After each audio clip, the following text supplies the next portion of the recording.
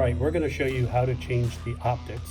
Out of the box, the optics is set up for horizontal mount.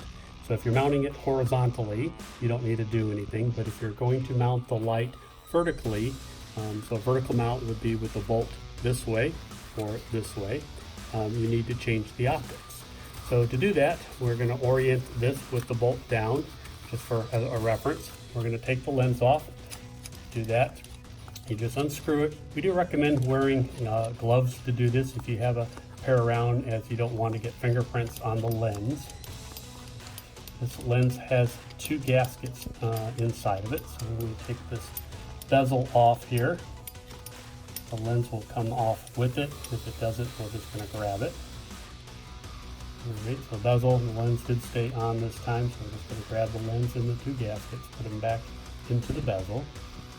And now we have our optics and we have our halo around here, and we want to change the orientation of this because, again, out of the box it's set up for a horizontal mount, which would be the bolt this way. And now if we wanted to mount it vertically, we are going to change that. So what I'll do is grab the optics and pull them out. The halo will come out with that. And once you get it out here, you'll see there's wires attached. And what we want to do is carefully push the optics through the halo. So just with my finger, and again, this is why I'm wearing rubber gloves, I'm going to push down and take the optics out. Now, again, this was set up for horizontal, so I'm going to rotate the lens to the next set of notches, and you can see the notches in here. Now my notches are lined up opposite of my wire, or horizontally, and I'm going to drop this back in. So I just rotated it 45 degrees, go into the next set of notches here, and then carefully, easier to do it from the top here, drop it back into the notches, making sure it lines up. And once it lines up, it'll drop back in.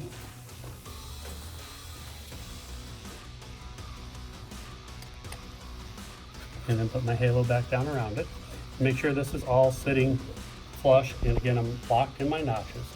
If you don't get this pushed back in flush, it'll create a problem when you're putting the lens and bezel back on. So all I did was rotate my optics and push my halo back on. Now I'm going to put my bezel and lens back on.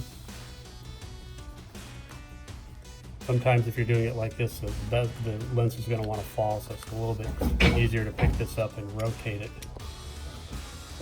Get this started.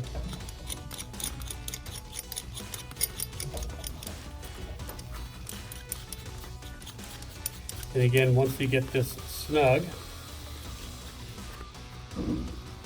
you want to now put a little pressure on here because you want to compress these two gaskets in here and make sure you don't have a water leak. So now I'm getting tight. I'm going to give it a little extra squeeze here, make sure I'm good and tight and without having any water leaks. And that's it. So I've changed the optics now from a horizontal mount, which again was out of the box, to a vertical mount.